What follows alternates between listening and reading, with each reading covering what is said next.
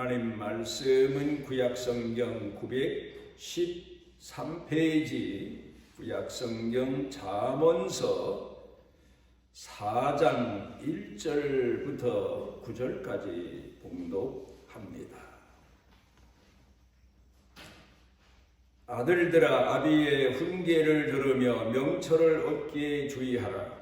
내가 선한 도리를 너희에게 전하노니 내 법을 떠나지 말라. 나도 내 아버지에게 아들이었으며 내 어머니 보기에 유약한 외아들이었노라. 아버지가 내게 가르쳐 이르기를 내 말을 네 마음에 두라. 내 명령을 지키라. 그리하면 살리라. 지혜를 얻으며 명철을 얻으라. 내 입의 말을 잊지 말며 어기지 말라. 지혜를 버리지 말라. 그가 너를 보호하리라. 그를 사랑하라. 그가 너를 지키리라. 지혜가 제일이니 지혜를 얻으라.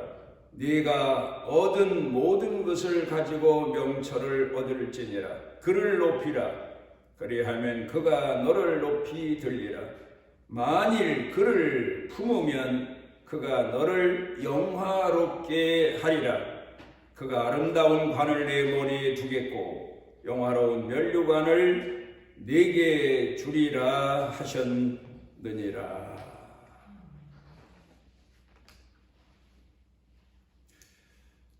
제가 청년 때에 꼬마 신랑이라고 하는 영화를 본 기억이 납니다. 그 당시에 한국 영화계에서 유명한 여배우 문희 씨가 아마 주연이었고, 그 다음에 아역 배우로 김정훈이라는 아이가 아마 남자 주인공으로 나왔던 영화 같습니다. 신랑은 11살, 12살쯤 됐나?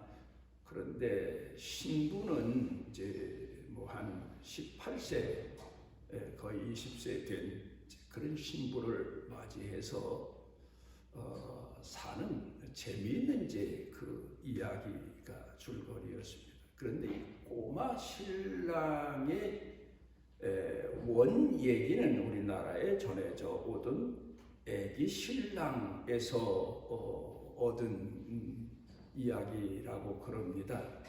옛날에는 대부분 이제 아이들, 자녀들을 결혼시키는데 아들은 일찍 장가를 보냈습니다. 그래 뭐 한 11살, 12살, 뭐 13살, 14살만 해도 늦어요. 그리고 신부는 보통 16살, 17, 18살 뭐 그렇게 이제 맞이해서 결혼을 시키는데, 신랑 아이는 12살이고 그리고 신부는 18살 신부를 맞이했답니다. 그런데 이 아이가 너무 어리다 보니까 신부가 자기한테 잘해주는 걸 알고는 계속해서 귀찮게 굽니다. 업어달라, 뭐 같이 놀아달라. 옛날에는 시집을 가면 신부가 시집살이에만 해도 얼마나 고달픈데 신랑이 자꾸 와서 놀아달라, 업어달라 귀찮게 하니까 늘 마음에 불만이 쌓인 겁니다. 그런데 어느 날 시아버지 시어머님께서 장에 갔다 온다고 장을 가십니다. 이때다 싶어서 그 신부가 애기 신랑을 지붕 꼭대기에 올려놓습니다. 그리고 앞으로 나한테 업어달라, 놀아달라, 생떼를 쓰지 않기로 약속하면 내려주고 그렇지 않으면 그냥 두겠다. 이제 협박 비슷하게 이제 다짐을 받아 내려고 한 거지요. 그런데 이 신랑 아이가 의외로 얼른 대답을 안 하고 항복을 안 하고 버티는 거예요. 그러다 보니까 신부가 화가 나서 일할 건 또 있고 시아버지 시어머님이 오시기 전에 안에 들어가 일은 해주겠고 하니까 안에 들어가서 그러면 내가 안에 들어가 일하는 동안에 잘못을 뉘우치면 내려주겠다. 이제 그런 이야기를 하고 들어가서 일을 하는 동안에 꼬만 시아버지 시어머니가 일찍 오시게 된 거예요. 신부는 그것도 모르고 이제 안에서 일을 하고 있었죠. 신랑 아이가 지붕에 있다 보니까 어머니 아버지가 오시거든요. 그러더니 어머니 아버지가 깜짝 놀라서 너 왜 거기 올라가 있니? 그때에 이 애기 신랑이라는 신랑이 색시가 올려놨어요. 그러면 이거 자기 신부가 큰일 날 걸 짐작을 한 겁니다. 그래 이 애기 신랑이 머리를 쓴 거예요. 엄마 아빠 그때가 아마 가을이었는지 큰 박을 딸까요? 작은 박을 딸까요? 그래서 그때 위기를 모면했다는 겁니다. 박을 따라 올라갔다는 거예요, 자기가. 그리고는 그 이후에 이제 신부하고 둘이 있으면 나한테 잘해. 만약에 나한테 잘못하면 지난번에 나 지붕에 올려놓고 고생시킨 거 엄마 아빠한테 잃을 거야. 잃으면 신부가 큰일 나거든요. 그래 신부가 그것 때문이기도 하지만 만약 고지고대로 아버지 어머니한테 얘기를 했으면 더 시집살이 중에 혼이 날 뻔했는데 신랑을 어린 애기로만 봤는데 마음 쓰는 걸 보니까 다른 거예요. 그래서 그 다음부터는 이 신랑을 아주 깍듯이 모시며 살았다. 그런 얘기가 있는데 이 얘기에서 꼬마 신랑이라는 영화를 만들었다는 그런 얘기가 있습니다. 사람이 살아가면서 머리를 쓴다, 지혜롭다. 도대체 그 지혜는 어디에서 나오나? 머리 좋은 사람에게서 나오나? 오늘 그 해답을 성경 본문에서 하고 있습니다. 오늘 성경 본문으로 돌아가기 전에 우리가 살면서 생각해 보게 되면 우리가 사는 오늘 이 시대에 많은 사람들이 지식을 가지고 있어요. 학력이 높다 보니까 오랜 동안 학교 생활하고 이런저런 지식을 배우다 보니까 지식은 대단해요. 학벌은 대단해요. 뭐 흔히 말하는 스펙은 대단해요. 그런데 사람들을 만나보면 지혜가 없어요. 이게 참 큰 문제입니다. 우리나라의 한 기업인이 이런 얘기를 했습니다. 우리나라는 자원은 아주 부족한 나라다.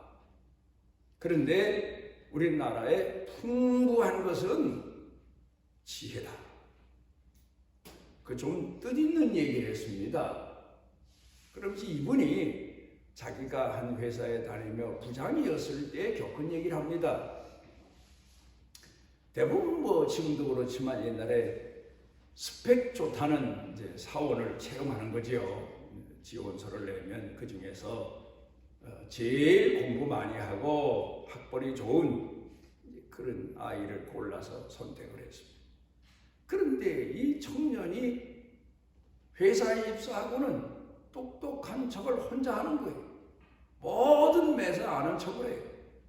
그리고 회사에 이런저런 문제가 있으면 반항 비슷하게 따지기도 하고 보다 못해서 이 부장이었던 분이 그를 부릅니다.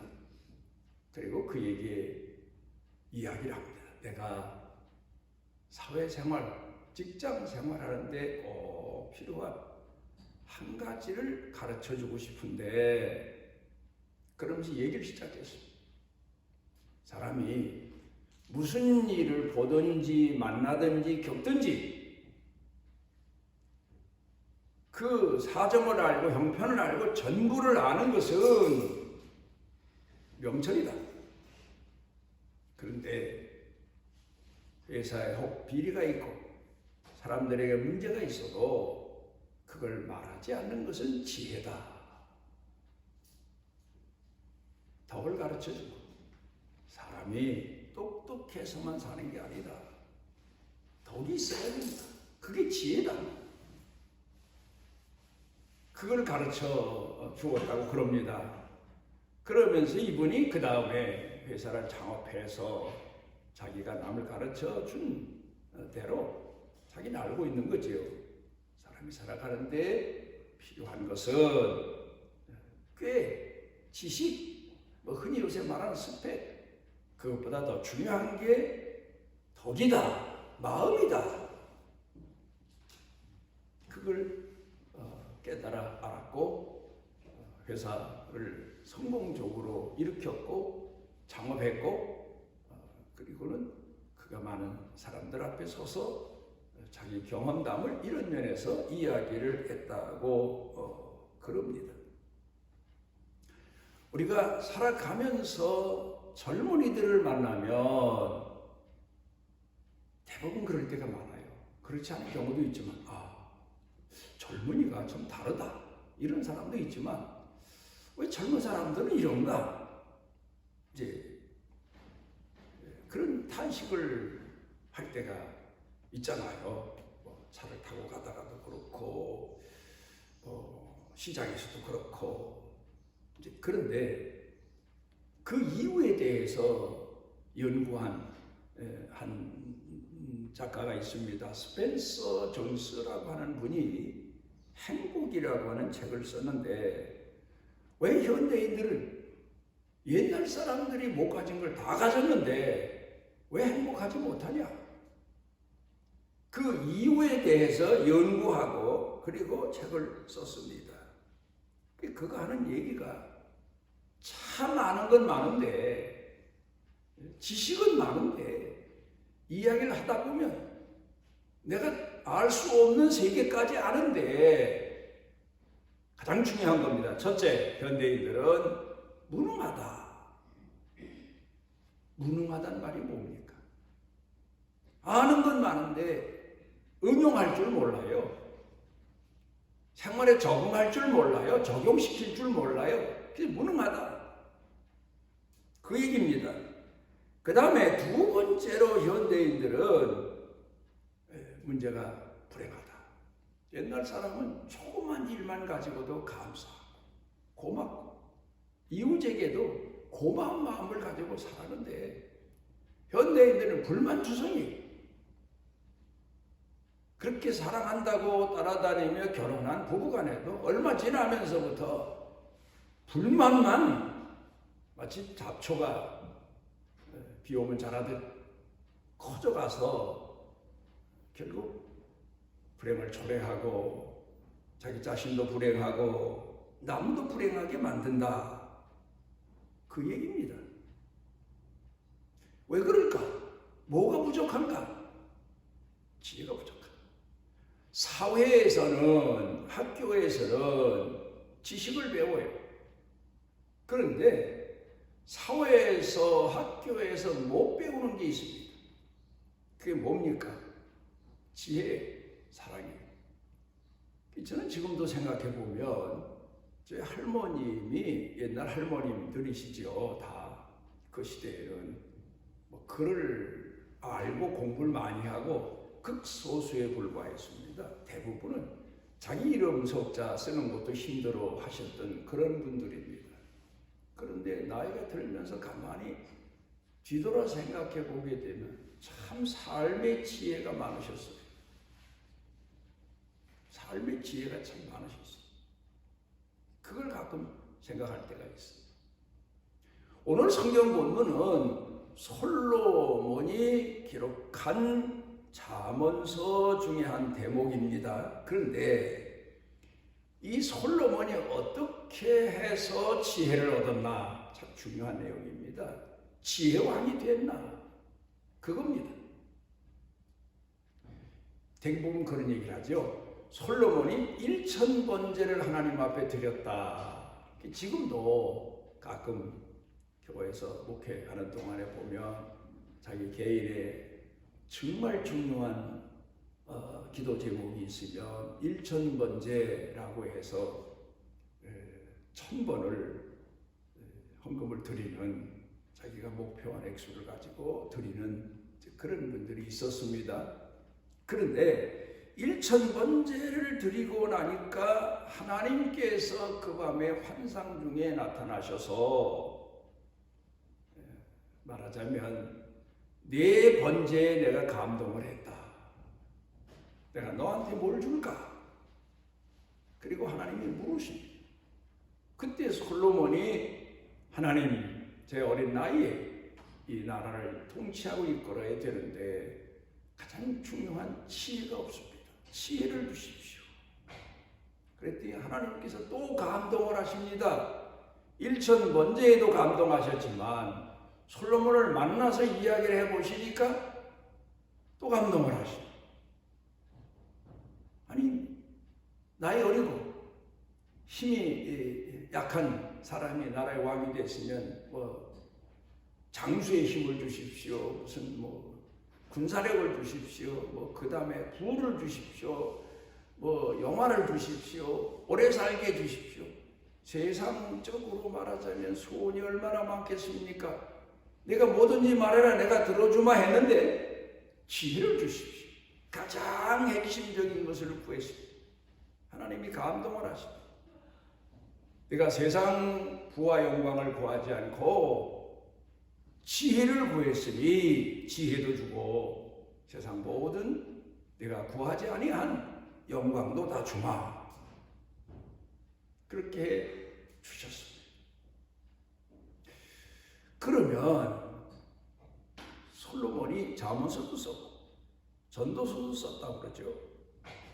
그리고 지혜의 왕으로 지금까지 알려주고 있습니다.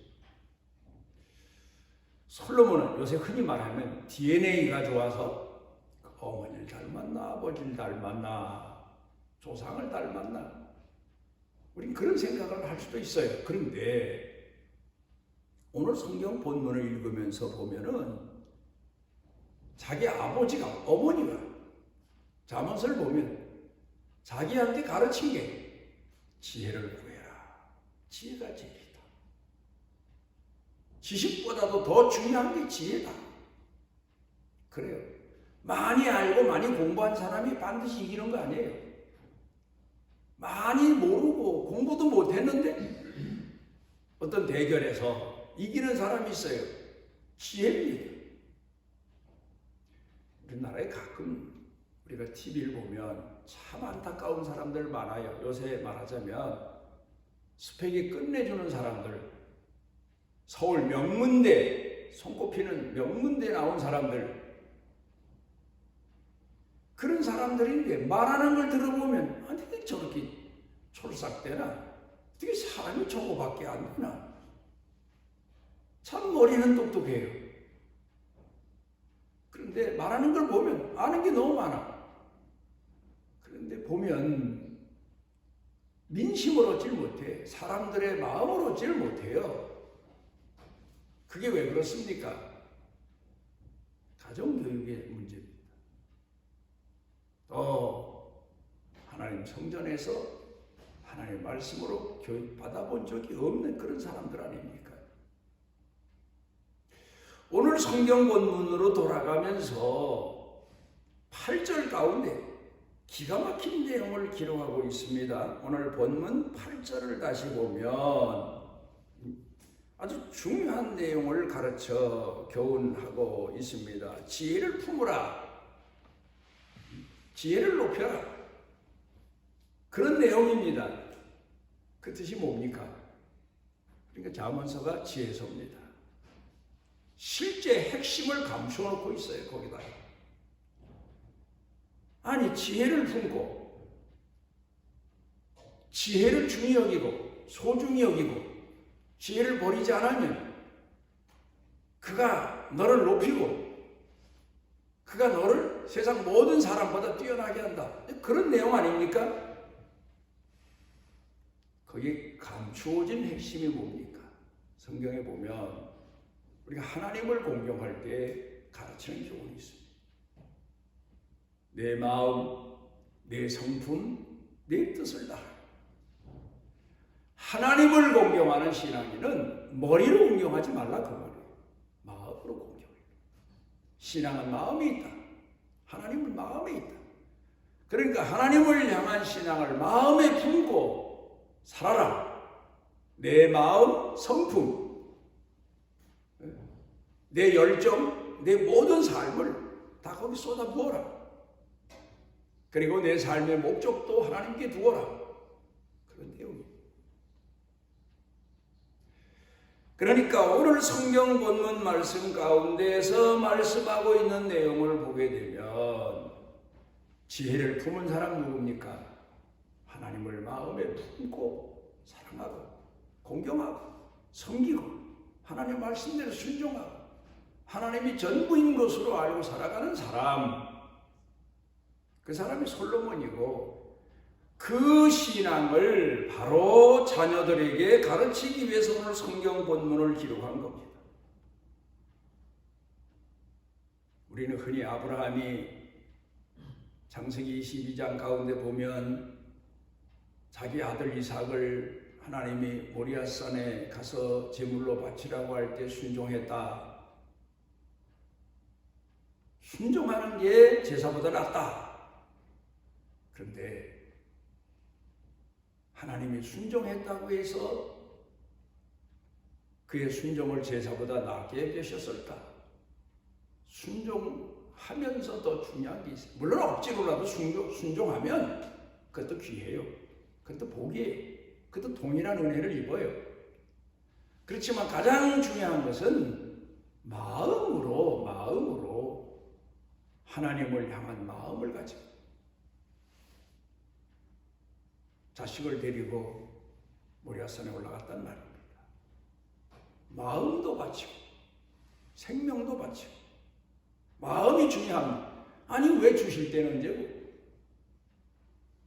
자식을 또 달라고 하실 때는 언젠가 바치라고 하실 때는 언젠가 불평하면서 뒤돌아보고 어기적 올라갈 수 있어요. 도망가 봐야 하나님을 어떻게 피하나 이런 식으로 올라갈 수도 있어요. 그래도 귀한 거죠. 올라갔다는 자체. 그렇지만 더 중요한 것은 마음입니다. 예수님께서 기도하십니다. 참 중요한 대목이 나옵니다. 이 잔을 내게서 옮기시옵소서. 십자가를 앞에 놓으시고 그런데 마지막에 아버지께서 주신 잔을 내가 마시지 않겠느냐. 마음으로 받아들였단 말이에요. 순종했단 말이에요. 마음으로 사랑하지 않고 마음으로 공경하지 않고 마음으로 존경하지 않고 마음으로 따르지 않는 사람은 매사에 불평이에요. 먹을 거 줘도 불평이고 기적을 보여줘도 불평이고 구해줘도 불평이고 그랬다잖아요. 우리나라 뭐 물에 빠져 떠내려간 사람 구해줬더니 보따리 내놔라고 그랬다고. 보따리가 다 뭡니까? 자기를 구해준 은혜가 얼마나 큰데 이스라엘 백성들 광야 생활을 보면 그래요. 매사에 불평이에요. 먹을 걸 줘도 불평하고 뭐 이래서 불평이고 저래서 불평이고 왜? 마음이 없는 거예요. 하나님을 향한 마음을 상실하고 만 거예요. 오직 그 마음이 자기 잘 먹고 잘 살고 편안하고 형통한 데만 두고 사는 거예요. 그러니까 매사에 불평이. 오늘도 하나님을 사랑하고 하나님을 공경하는 신앙 가지고 살면 매사에 감사할 수밖에 없어요. 하나님이 선한 목자이시고 나를 가르치시고 이끄시고 연단시키시기 위해서 이 길을 걷게 하시니까 시련의 길, 연단의 길이라도 고통의 길이라도 하나님이 이끄시니까 감사하죠. 그런데 마음이 하나님께 가 있지 못하고 마음이 부족한 사람은 마음의 문제예요. 조금만 뭐래도 불평하고 원망하고 잘 될 때는 지가 잘해서 잘 되는 것으로 착각하고 마음의 문제입니다. 이 히브리 말로 지혜란 말은 레부 쇠미르라고 하는 두 단어가 합쳐서 됐습니다. 레부 쇠미르 지혜란 말. 그런데 이 두 단어에 레부는 마음입니다. 그 다음에 쇠미르라고 하는 단어는 듣는다는 말이에요. 마음으로 듣는다. 그게 지혜다. 그런 말이죠. 우리가 오늘 하나님을 공경하면서도 마음의 문제예요. 마음이 하나님을 향하여 뜨겁고 열정적이고 끊임이 없고 마음을 하나님께 두고 하나님의 뜻을 구하다 보니 십자가의 자리도 육신의 몸을 가지셔서 할 수만 있으면 이 잔을 내게서 옮기시옵소서. 십자가의 의미는 여러 가지 면에서 가장 사람으로서는 택할 수 없는 그런 죽음이죠. 모욕, 치욕서부터 고통, 영혼의 고통, 육체의 고통,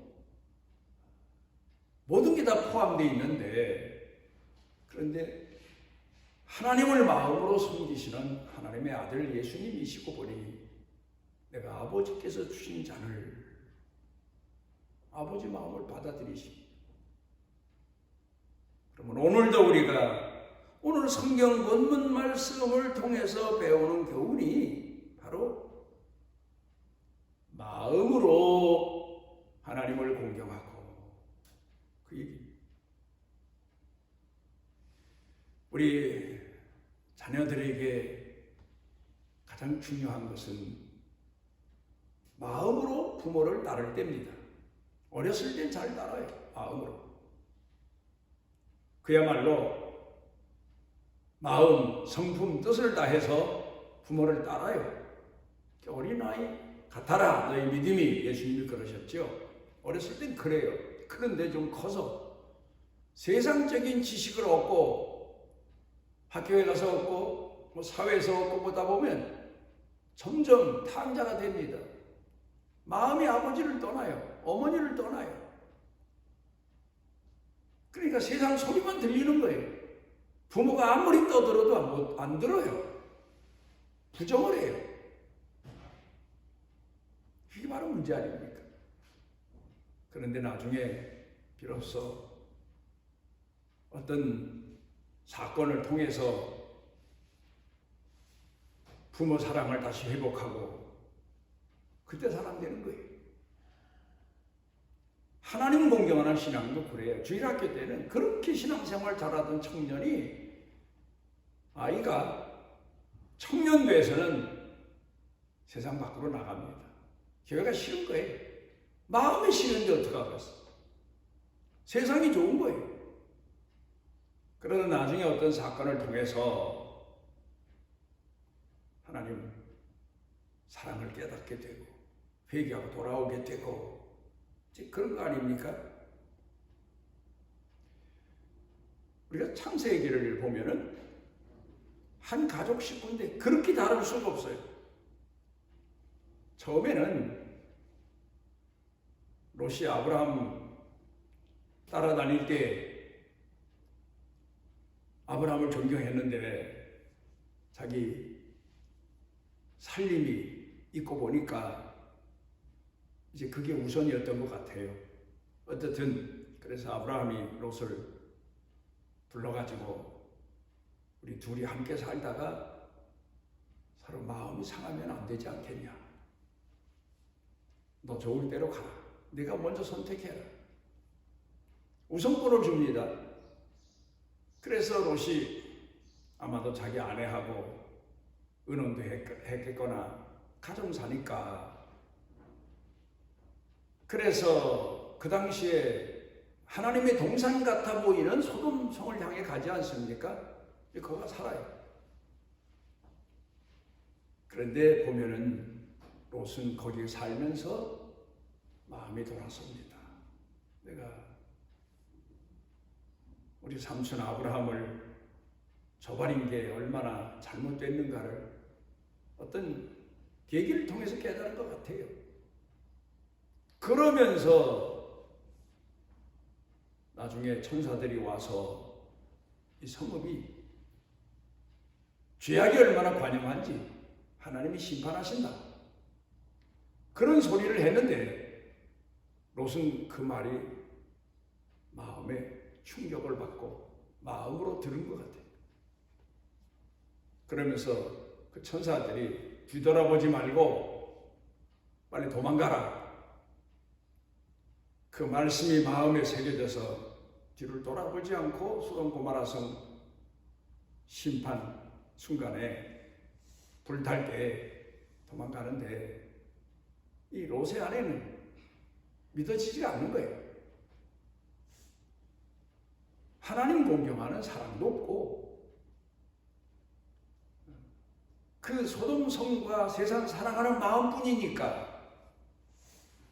그래서 그 말씀을 어기고 뒤를 돌아봤다가 소금 기둥이 돼서 오늘까지 많은 사람들에게 경종을 울려주는 사람이 되어버리고 말았지 않습니까?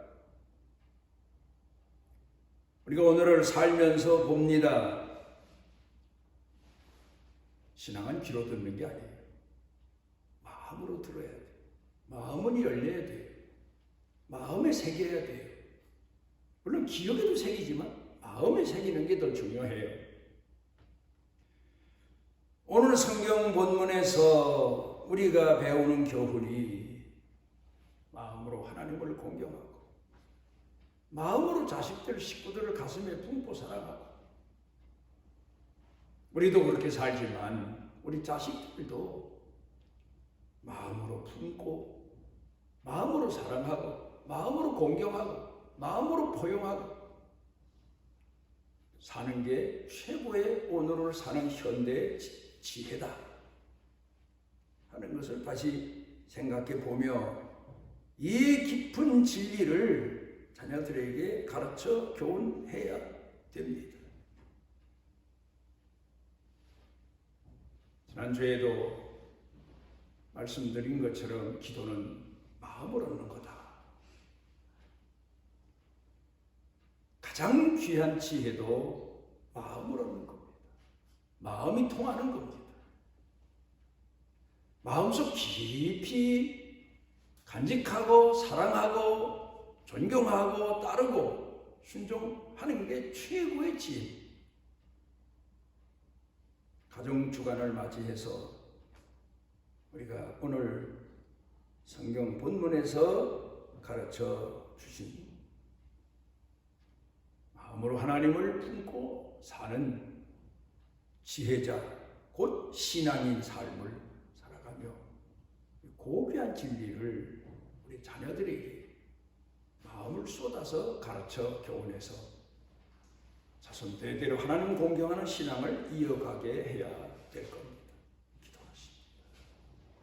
오늘 우리를 지극히 사랑하셔서 주의 전에 이르게 하시고 우리가 오늘 이 시대를 살아가는 삶의 방법도 머리로 지식으로 삼지 않고 오직 사랑으로 섬김으로 뜨거운 마음의 열정으로 하나님 공경하며 살아가는 고귀한 지혜를 가르쳐 주셨사오니 이 신앙, 이 삶의 태도와 모습이 우리 자녀 자손들 대대로 신앙 유산으로 물려지게 해 주옵소서.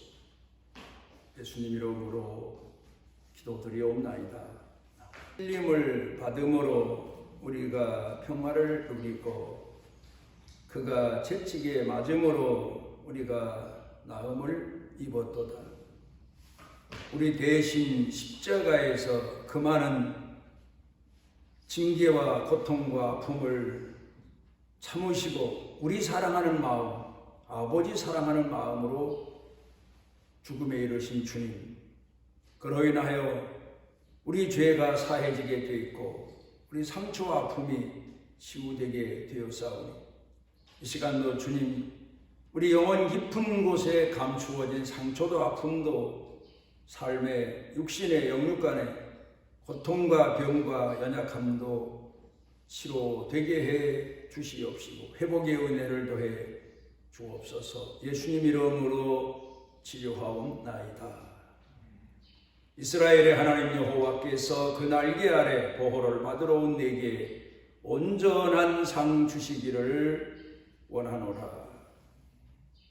육신의 몸을 입으시고 이 땅에 오셔서 우리로 하여금 하나님을 가슴에 품고 끝까지 죽음에 이르기까지 사랑하고 충성하고 헌신하시는 모습을 친히 보여주신 우리 주 예수 그리스도의 무한하신 은혜와 우리를 세상 끝날까지 사랑하셔서 포기치 아니하시고 탕자 되었을 때도 우리를 권고하시고 돌아오기를 기다려주시는 아버지 하나님의 만극하신 사랑과 우리 속에 내재하셔서 깨닫게 해주시고 때로는 회개케 해주시고 뜨겁게 해주시고 열정적이게 하시는 성령님의 능력의 은총이 사랑하는 자녀들 영육간에 사는 생활 중에 일터 경영 중에 온 가족 중에 그리고 온 교회 중에 넘치고 넘치도록 함께 하시기를 축원하옵나이다.